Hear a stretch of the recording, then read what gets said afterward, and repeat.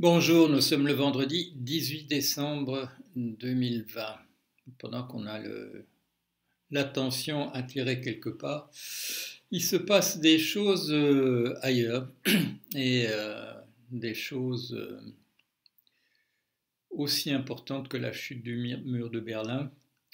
Ça fait la une des journaux. Je viens de vérifier, ça fait la une du Monde en ligne. Je crois que c'est le troisième article. Le premier, c'est malheureusement le retour en force de la Covid-19. Mais le troisième article, c'est celui qui parle de ce dont je vais vous parler maintenant. J'ai lu tout ce que j'ai pu, de manière un peu étonnante. La plupart des journaux aux États-Unis disent des choses assez distinctes, donc c'est pas simplement une dépêche d'agence de presse. J'ai voulu d'abord appeler ça la Russie a gagné. Bon, ma vidéo. Alors, mais la Russie a démenti. Elle a démenti que ce soit elle qui soit responsable de la chose en question. Vous me direz, la Russie a démenti, c'était hier ou avant-hier, à être impliquée en quoi que ce soit dans l'empoisonnement de M. Alexei Navalny. Mais voilà, c'est vrai qu'il y a d'autres possibilités. Il y a deux autres possibilités. C'est que le responsable de la chute des États-Unis soit la Chine ou des extraterrestres. Donc on va pas exclure ni la Chine ni les extraterrestres parmi les responsables éventuels. De quoi s'agit-il? Il s'agit du fait que les logiciels de 18 000 agences américaines et firmes importantes sont hackés, sont piratés par un élément extérieur. Un élément extérieur qui a bien caché son jeu puisqu'il n'a pas agi à aucun moment de l'étranger.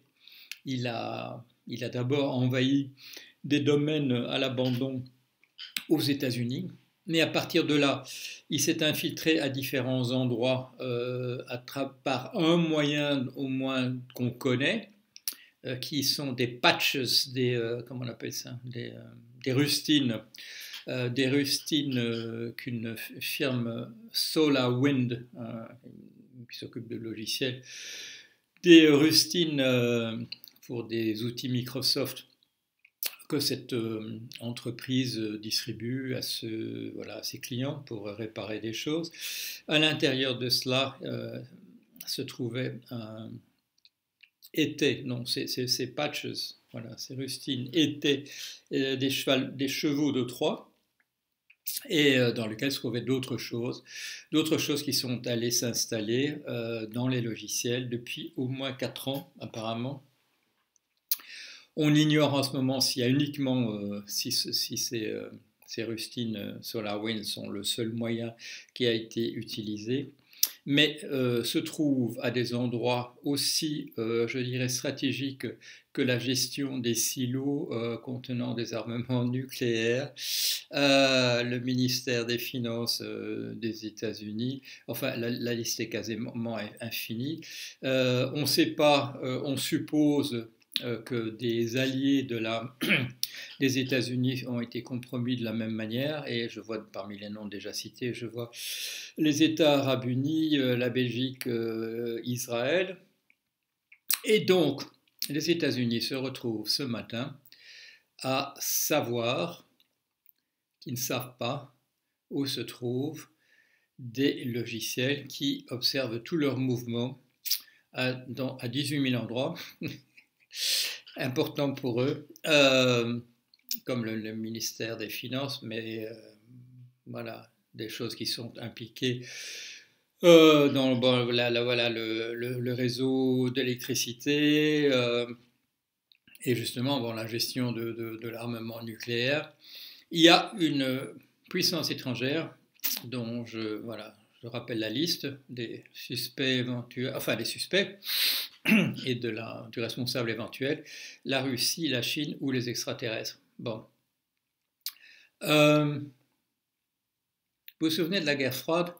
La guerre froide, c'était entre le bloc soviétique, comme on disait, et le monde libre. on pouvait dire ça autrement, on disait aussi l'URSS et ses satellites, et on ne le disait pas trop, mais on aurait pu le dire comme ça, contre les États-Unis et leurs satellites. Ce qui était un peu gênant, évidemment, c'est que ça faisait de nous des satellites, sauf à l'époque où, voilà, où le général de Gaulle avait sorti la France de l'OTAN. Bon, enfin, tout ça s'est arrangé depuis. Et depuis 4 ans, ça nous rappelle quelque chose. Il y a quelque chose aussi qui s'était passé il y a 4 ans. C'était que en tout cas, que la Russie, là, bon, là, on n'a pas d'hésitation, que la Russie avait mis un homme à elle à la tête des États-Unis en tant que président, ce qui est pas quand même, c'est quand même sérieux, hein, comme attaque sur un pays quand son ennemi traditionnel, son ennemi juré, son ennemi toujours, mais un homme à elle au sommet. On ne sait pas encore, mais c'est bon, c'est le sujet des bouquins que j'ai écrits là-dessus, on ne sait pas encore exactement de quelle manière, comment ils ont fait pour que Trump ne fasse que répéter ce que Poutine disait. Par ailleurs, chantage ou carrément...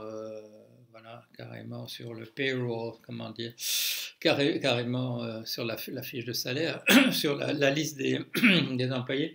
Excusez-moi. Mais ceci dit, les Américains qui sont déjà dans une fameuse gueule de bois, parce que Trump va sans doute, espérons, va sans doute partir au début, c'est quoi, le 20 janvier, mais il laisse un pays complètement miné par le doute, par les rumeurs. Je copiais l'autre jour un petit passage d'un roman de Philip K. Dick, qui est bon, très connu comme auteur de science-fiction. Là, c'est un livre qui n'est pas de la science-fiction, c'est plutôt de comment dire, de la métaphysique, qui s'appelle The Transmigration of Timothy Archer, la transmigration de Timothy Archer, son dernier roman, dans lequel il notait que la désinformation, c'est la spécialité de l'Union soviétique. Il écrivait ça, c'était en 82. On le sait, bon, il y a un fameux truc, ça ne date pas d'hier, ni d'aujourd'hui. C'est le fameux faux qui s'appelle le protocole des sages de Sion. Ça avait été mis au point par les services secrets tsaristes. Bon, c'était encore avant la révolution d'octobre de 1917. Mais donc, une puissance étrangère est absolument infiltrée dans le système des États-Unis, de pratiquement toutes ces entreprises, de tout ce qui compte, comme le réseau électrique, tout ce qui est de l'énergie, tout le truc militaire, etc. On nous dit ce matin qu'il y a un machin là au Pentagone dont on sait qu'il n'a pas été compromis. Ça n'a pas d'importance, c'est tout. Il y a un pays qui sait exactement ce qui se passe aux États-Unis. Les États-Unis ne savent pas où se trouve ce malware, ce truc piraté, ce logiciel. Il y a sûrement un mot français, on peut dire logiciel malveillant en tout cas. Ça se trouve sans doute partout. C'est indétectable pratiquement, puisque justement ça a été mis au point à partir de sites piratés, de non piratés aux États-Unis. Il n'y a pas de traces de communication avec l'extérieur. Ceux qui ont fait ça sont très très très forts. Vous connaissez l'histoire ça s'appelle l'histoire de David et Goliath. Alors, je ne vous la rappelle pas, mais seulement la morale de l'histoire. Quand on est dans un combat avec quelqu'un de très très fort, il y a moyen de gagner, mais en étant plus intelligent que lui. Voilà. Voilà. Si on n'est pas le plus fort, il faut être le plus intelligent. Mon hypothèse, bon, je ne sais pas, les journaux américains ne parlent pas de la Chine du tout.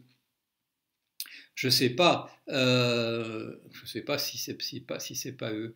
S'il fallait dire, je sais pas, je dirais 70% Russie, 30% Chine. Ah pardon, je vais quand même garder 5% pour les extraterrestres. Je ne crois pas que ce soit les extraterrestres, personnellement. Mais il y a une guerre, voilà, il y a une guerre qui n'aura pas lieu. il y a une guerre thermonucléaire qui n'aura pas lieu. Moi, j'avais très peur pour les guerres thermonucléaires. Il peut y a encore rien à voir hein, entre l'Inde et le Pakistan. Voilà, bon, des gens qui sont en conflit depuis un certain moment, ils ont tous les deux la bombe, des bombes atomiques. Mais là, c'est pas demain que les États-Unis vont lancer une guerre thermonucléaire contre quelqu'un parce qu'il y a quelqu'un d'autre qui sait exactement comment désarmer ça à la dernière minute ou alors de tout faire exploser dans les silos, ou alors de faire exploser un dans un silo, comme dans le film Colossus, voilà, le cerveau infernal, je ne sais quoi comment ça s'appelle en français. C'est intéressant parce que voilà, c'est vrai, on est là, Covid, transmission des pouvoirs aux États-Unis, la France glisse-t-elle vers un État sécuritaire, autoritaire. Et pendant ce temps-là, ben, on apprend que la guerre froide, que les Américains avaient cru vraiment gagner, hein, avec la chute du mur de Berlin et la fin du bloc soviétique. Eh ben non, ils ont perdu. Ils ont perdu. Et ils peuvent pas bouger. Ça va prendre des années d'essayer de trouver où se trouve tout ce qui se trouve là. Et on ne sera pas encore sûr, même quand on sera même pas sûr qu'on a encore tout trouvé. Le plus drôle, c'est que les Américains avaient mis en place un système pour empêcher ça qui s'appelait Einstein. Ah oui, voilà, Einstein. Eh ben, c'était pas Einstein, c'était pas Einstein du tout, parce que d'abord on a compris qu'en fait il pouvait uniquement repérer des choses dont il connaissait déjà plus ou moins l'existence, des sortes de répétitions. Il pouvait déceler des logiciels malveillants ressemblant à certains qui ont déjà été utilisés ou carrément les mêmes, etc. Ils n'ont pas, ou des choses qui venaient de l'extérieur, ils n'ont pas pensé qu'on pouvait agir comme de l'intérieur, et avec des méthodes qu'on n'avait pas utilisées avant, et en utilisant des moyens détournés. On en connaît un maintenant, ce SolarWind. C'est même pas le gouvernement américain qui a découvert le poteau rose. C'est une firme qui s'appelle, une firme privée qui, je crois, s'appelle Firefly. Si je me trompe, je mettrai le nom en dessous. C'est eux qui ont trouvé ça. Ils ont trouvé qu'il y avait un truc qui leur venait de SolarWind qui n'était pas catholique. Et en remontant, ils ont trouvé que oui, il n'y avait pas que, il y en avait 17 999 autres compromis aux États-Unis, plus ceux qu'on ne sait pas encore en Europe et ailleurs, parmi les alliés des États-Unis. Bon, alors, est-ce que c'est la Chine qui a gagné? Est-ce que c'est la Russie? Est-ce que c'est les deux? Mais en tout cas, les États-Unis sont down for the count, comment dit-on? Ils sont knock-out en français. Ils sont au tapis et l'arbitre a compté, c'est quoi, jusqu'à 9, et il ne se passe plus rien. Les États-Unis ont perdu. C'est la nouvelle d'avant-hier.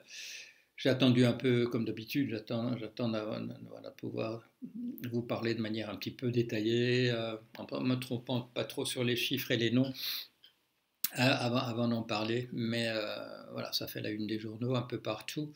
Peut-être pas numéro 1, mais je crois qu'on va en parler de plus en plus.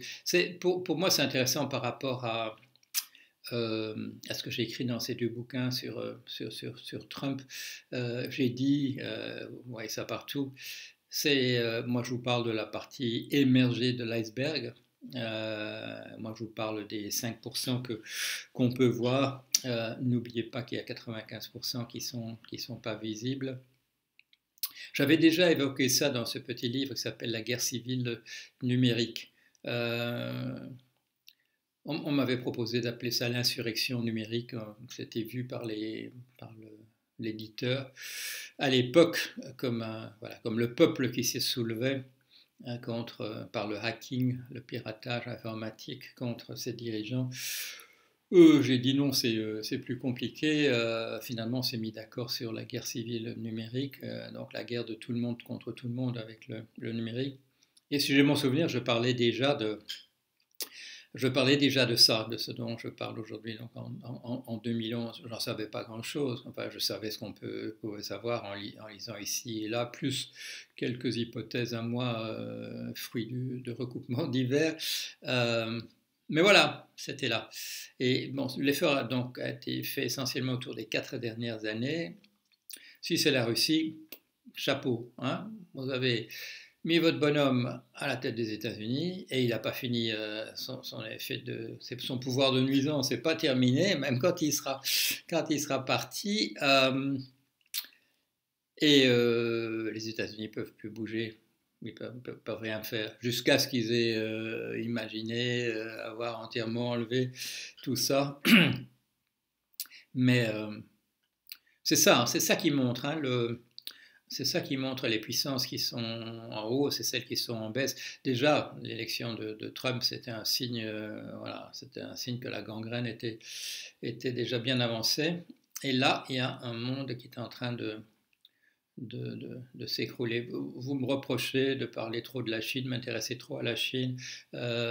Non, moi je m'intéresse à ce qui marche et je vous tiens au courant de ce qui ne marche pas. Et malheureusement, ce qui ne marche pas, c'est plutôt de l'ordre du comique et du comico-tragique, notre incapacité, alors que l'exemple de la Chine, quand même, sur comment il fallait gérer une pandémie, il était là, il est toujours là.